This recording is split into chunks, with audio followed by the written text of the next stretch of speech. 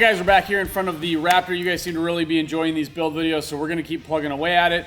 I just got back from King of the Hammers last week and have a new appreciation for the importance of having reliable radio communication, especially when there's no cell reception. So we're going to need to work on installing that ICOM 5100 that we've got for this Raptor. It's going to be a couple of smaller projects and kind of one bigger project. The first thing we're going to work on doing is getting this fuse block mounted in the engine bay. I'm not going to wire the radio through upfitter switches or anything. We're going to go direct to clean power from the battery.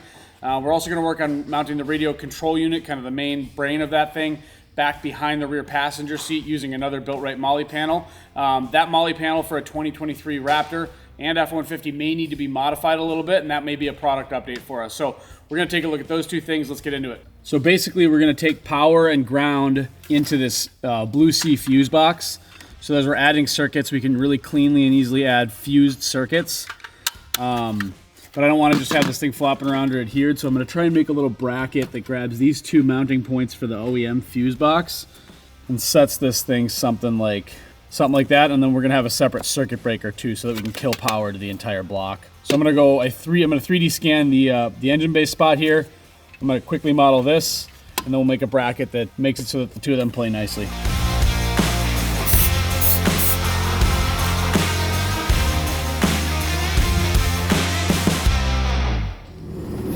All right, see ya.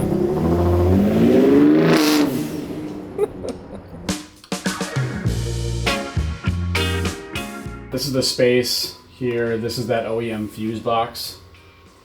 A bunch of this is miscellaneous wires and stuff that we kind of need to keep an eye on. So anyway, I've got basically like a shelf designed here that'll interface with the two bolts from the mounting the OEM fuse box. So I've got it modeled so I can drag this shelf around and rebuild it, and it's going to adjust the locations of the slots to fit. I'm going to fix that for a moment because I also have a rough model of our fuse block. So this feature right here is metal in the truck, like a little tab there, and this is going to be oriented like this. So I need to make sure I can get to this release and also be able to open that. Huh.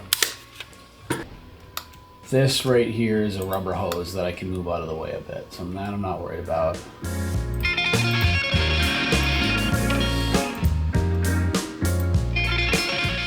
On either side of the fuse block, this is the negative bus, so anytime we need negative, it's going to come to either of these, which will kind of aggregate up to this stud.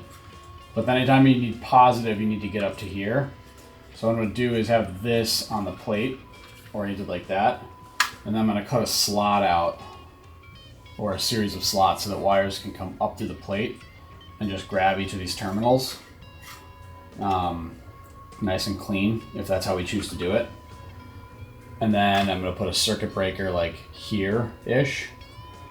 And then I think I'm going to leave a little bit of space if you want to be attaching relays to it. If you're using like an upfitter switch or something to trigger a relay, it'll be easy to tie into relays here. So I'm going to tidy this up so it looks more like a real part, and then we're going to go cut it on the plasma table. All right, so we got the model cleaned up a little bit. I think there's still some tweaking to do, but this will be kind of a functional prototype. I've got it set up on the plasma table. We're just about ready to hit cut. We're going to cut it out of 12 gauge steel because that's what I happen to have here. If we were to make this a production part, probably would use like 1/8 inch aluminum, possibly like 12 gauge stainless. But this will work great for a prototype, so I'm going to let it rip.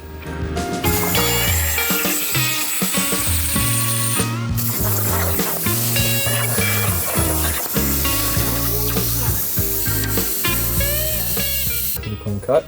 Yeah, pretty clean cut. I'm going to clean it up. I'm going to put that bend in it. It's about 90 degrees. And then I think I'm just going to go ahead and kind of give her a test fit.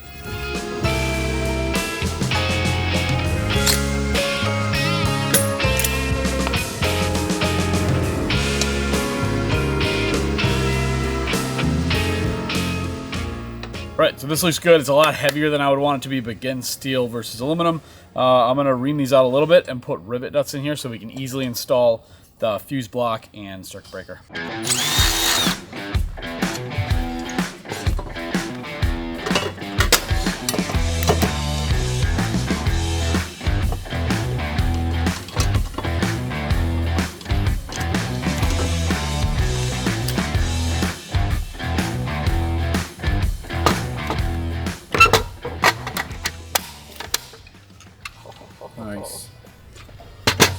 I just added that at the end for Zip ties? zip tying.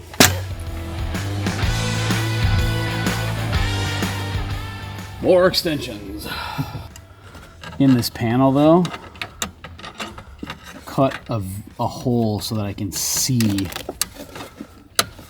that bolt, because I'm having trouble locating it. Try not to shock the shit out of myself. So it turns out installing this panel sucks, which is why we do things like this. I have 2 wobble extensions, so I think what I'm gonna do, if I were to produce this as a production part, is to the space underneath the fuse block, cut that out as a window to access the hardware. But for now, I will suffer through it.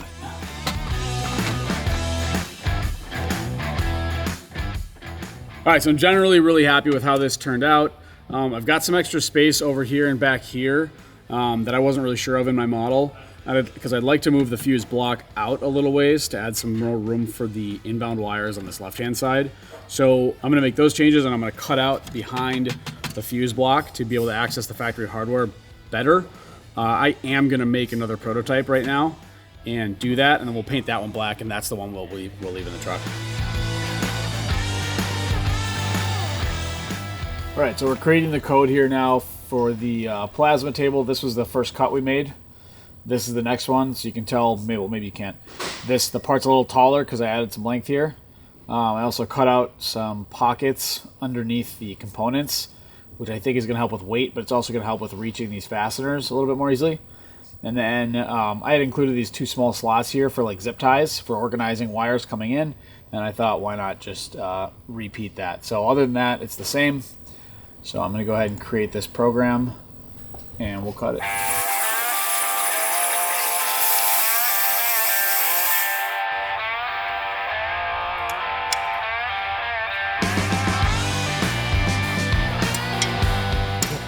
All right, loosen these fasteners back up and drop this plate into place. Hopefully a little easier than before. We'll finish it up.